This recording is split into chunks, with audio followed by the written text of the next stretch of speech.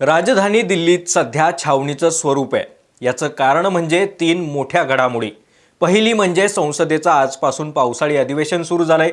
दुसरी म्हणजे कॉकरोच जनता पार्टीचा सर्वात मोठा आणि विराट असा संसदेवर जाणारा कूच करणारा मोर्चा।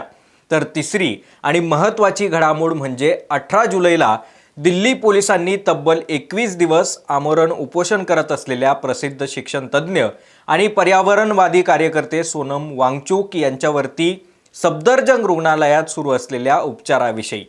नीट पेपर फुटी प्रकरणामध्ये केंद्रीय शिक्षण मंत्री धर्मेंद्र प्रधान यांचा राजीनामा मागण्यासाठी आज दिल्लीमध्ये सगळीकडे आणि सर्वच रस्त्यांवरती तरुणांचा लोंढा पाहायला मिळतोय।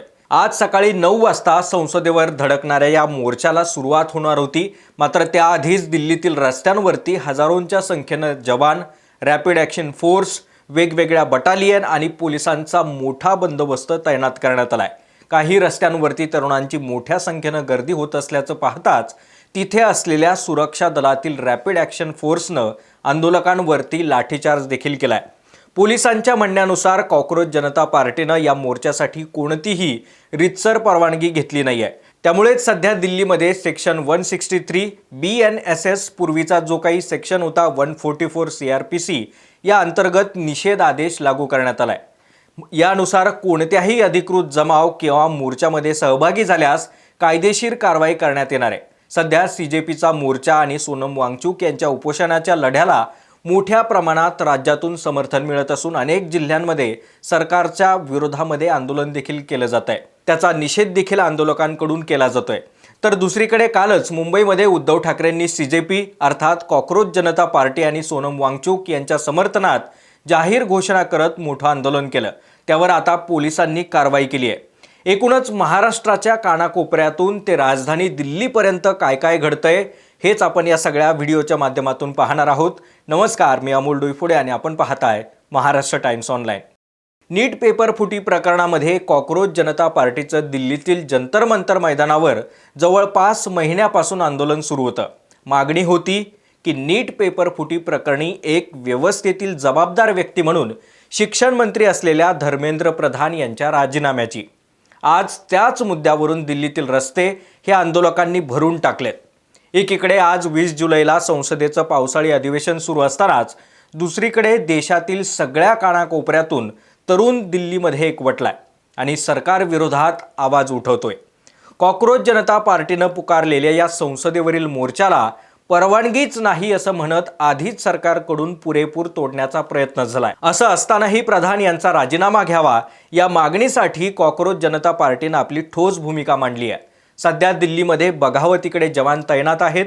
दिल्ली पोलिसांनी या मोर्चाला परवानगी न देता भारतीय नागरिक सुरक्षा संहिता 2023चं BNSSचं सेक्शन जे 163 आहे आणि पूर्वीचं CRPC सेक्शन 144चं जमावबंदीचं सेक्शन लागू केलंय, ज्यामुळे याचा एवढाच उद्देश आहे की जनजीवनात अडथळा, उपद्रव, जीवितहानी, आरोग्याचा धोका, सार्वजनिक शांतता भंग आणि 2 गटातील राडा किंवा मारामारी होण्याची शक्यता असल्यास हा प्रतिबंध आदेश लागू केला जातो, जो दिल्ली पोलिसांनी या मोर्चाच्या पार्श्वभूमीवरती आता लागू केलाय।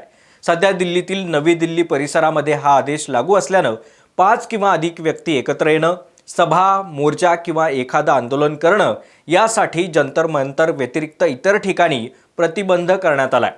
दिल्लीमध्ये आज मोर्चाचा दिवस असल्यानं पहाटेपासून तरुणांची मोठी गर्दी वाढत होती। जंतर मंतरवरील सुरक्षा व्यवस्था देखील तेवढ्याच प्रमाणात वाढत गेली। सकाळी 9 वाजता मोर्चाला सुरुवात होण्याआधीच पोलिसांनी तरुणांची धरपकड करत त्यांना ताब्यात देखील घेतलं।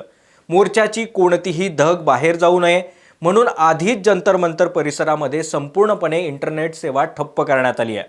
5 मेट्रो स्टेशनवरून प्रवासी सेवा बंद करण्यात आल्याची माहिती देखील प्रशासनाकडून देण्यात आली। तर लोकसभेचं कामकाज सुरू होताच विरोधकांनी सरकारला घेरलं। वेलमध्ये उतरत गोंधळ घालत अयोध्येतील राम मंदिरातील दानचोरी प्रकरण, नीट पेपर फुटी प्रकरण आणि इथेनॉलच्या मुद्द्यांवर चर्चेची मागणी करत घोषणाबाजी सुरू केली। त्यामुळे 11 वाजता सुरू झालेलं संसदेचं लोकसभेतील कामकाज पहिल्या 13व्या मिनिटालाच थांबलं आणि सभागृह स्थगित करण्यात आलं। सध्या दिल्लीतील कॉकरोच जनता पार्टीचा मोर्चा आणि सोनम वांगचुक यांच्या उपोषणाला महाराष्ट्रातूनही अनेक ठिकाणांहून अनेक जिल्ह्यातून पाठिंबा मिळतोय। काल मुंबईतील दादरच्या शिवाजी पार्क परिसरामध्ये सोनम वांगचुक यांच्या आंदोलनाला समर्थन देण्यासाठी ठाकरेंच्या शिवसेनेकडून आंदोलन आणि सभा झाली, ज्यानंतर ठाकरे गटाच्या आयोजकांवरती शिवाजी पार्क पोलिसांनी 3 स्वतंत्र गुन्हे दाखल केलेत. पोलिसांनी विनापरवानगी आंदोलन आयोजित करणं, नागरिकांना जमवण्याचं आवाहन करणं आणि वाहतूक कोंडी निर्माण करणं या 3 वेगवेगळ्या कारणांवरून आयोजकांवरती गुन्हे दाखल केलेत. आज दिल्लीमध्ये कॉकरोच जनता पार्टीचा मोर्चा निघत असतानाच मुंबई, दादर, ठाणे, पुणे, भिवंडीसह अनेक ठिकाणी अनेक जिल्ह्यांमध्ये निषेध आंदोलन आणि पाठिंबा देण्यात आलाय. शरद पवारांच्या राष्ट्रवादीकडून मुंबईमध्ये मेहबूब शेख यांच्या नेतृत्वात युवक आघाडीचं आंदोलन झालं. जयसिंगपूरमध्ये देखील काल सर्वपक्षीय कॅन्डल मार्च काढण्यात आला. स्वाभिमानी शेतकरी संघटनेचे अध्यक्ष राजू शेट्टी आणि इतर राजकीय पक्षांचे पदाधिकारी, सामाजिक संघटनांचे कार्यकर्ते, विद्यार्थी, युवक, महिला आणि नागरिक यामध्ये मोठ्या संख्येनं सहभागी झाले होते. अहिल्यानगरमध्ये देखील विद्यार्थी आंदोलनाच्या वतीनं एक निषेध आंदोलन करण्यात आलं आणि सोनम वांगचुक यांना ताब्यात घेण्याच्या निषेधार्ह हे आंदोलन करत विद्यार्थ्यांनी घोषणाबाजी केली. यावेळी शांततापूर्ण आंदोलकांवरती दडपशाही थांबवावी, आंदोलकांवरील कारवाईची चौकशी करावी आणि शिक्षण क्षेत्रातील प्रलंबित प्रश्न तातडीनं सोडवावेत अशी मागणी आंदोलकांनी केली आहे. बीडच्या परळीमध्ये देखील सर्वपक्षीय शैक्षणिक बंद ठेवत सोनम वांगचुक आणि कॉकरोच जनता पार्टीच्या अभिजित दिपके यांच्या उपोषणाला जाहीर पाठिंबा देण्यात आलाय. इथे महाविद्यालयांसह सर्व शाळांनी शैक्षणिक बंद ठेवून या उपोषणाला आपला प्रतिसाद दिलाय. तर बीडमध्ये जंतर मंतरवरील लाठीचार्ज नंतर राष्ट्रवादी शरद पवार गटाच्या वतीनं जोरदार घोषणाबाजी करत धरणे आंदोलनाला सुरुवात झाली आहे. जिल्हाध्यक्ष राजेंद्र म्हस्के यांच्या नेतृत्वामध्ये बीड जिल्हाधिकारी कार्यालयासमोर हे धरणे आंदोलन आता करण्यात येत आहे. यावेळी धर्मेंद्र प्रधान यांचा राजीनामा झाला नाही तर व्यापक स्वरूपामध्ये उग्र आंदोलन करण्याचा इशारा देखील देण्यात आलाय. या सर्व घडामोडी घडत असताना ज्यांनी हा मोर्चा संसदेवर नेण्याची घोषणा केली होती असे सोनम वांगचुक यांच्यावरती सध्या दिल्लीतील सफदरजंग रुग्णालयामध्ये वैद्यकीय उपचार सुरू आहेत. कारण दिल्लीच्या जंतर मंतर मैदानावरती आमरण उपोषण सुरू असतानाच वांगचुक यांना दिल्ली पोलिसांनी बळाचा वापर करून उचलून नेत रुग्णालयामध्ये दाखल केलं. काल हस्तलिखित त्यांनी एक संदेश देखील पाठवला आणि आज पुन्हा एक त्यांनी संदेश पाठवला. महत्त्वाचं ट्विटही केलंय. या ट्विटमध्ये सोनम वांगचुक यांनी काही अटींच्या मोबदल्यात सुरू असलेलं आमरण उपोषण मागे घेण्याचे संकेत दिलेत. यातील पहिली अट म्हणजे केंद्र सरकारनं नीट परीक्षा पेपरफुटी आणि शिक्षण व्यवस्थेतील अलीकडच्या काळातील जबाबदारी घ्यावी. यातील दुसरी अट म्हणजे जर मला आणि कॉकरोच जनता पार्टीचे प्रमुख असलेले अभिजित दिपके यांना संसदेपर्यंत जाऊ दिलं आणि संसदेत असणाऱ्या खासदारांनी आम्हाला नीट पेपरफुटी प्रकरणावरती संसदेत आवाज उठवू असं आश्वासन दिलं तर आपण आमरण उपोषण मागे घ्यायला तयार आहोत असं वांगचुक यांनी आपल्या पत्रामध्ये म्हटलंय. तर तिसरी अट त्यांनी घातली आहे की ती म्हणजे माझ्या तब्येतीच्या कारणामुळे मला संसदेत जाता आलं नाही तर खासदार आणि अनेक नेत्यांनी सफदरजंग रुग्णालयात येऊन मला वरील सर्व गोष्टींबाबत आश्वासन द्यावं.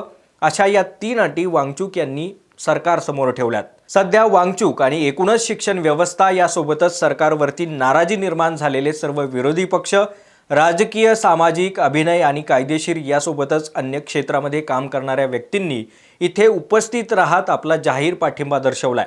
आजच्या कॉकरोच जनता पार्टीच्या मोर्चावरून संसद भवन परिसरामध्ये सध्या सुरक्षा व्यवस्था मोठ्या प्रमाणात वाढवली असून अनेक स्तरांमध्ये विभागली गेली आहे. आधीच देशभरामध्ये राम मंदिर दानचोरी प्रकरण, नीट पेपर फुटीचा प्रश्न आणि इथेनॉलच्या मुद्द्यांवरून घमासान होण्याची शक्यता आहे.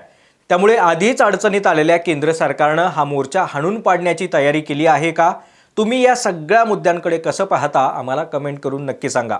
व्हिडिओ आवडला असेल तर जास्तीत जास्त लाईक आणि आमच्या महाराष्ट्र टाइम्सच्या यूट्यूब चॅनलला सबस्क्राईब करा. सोबतच आमच्या फेसबुक आणि इन्स्टा पेजला देखील फॉलो करा.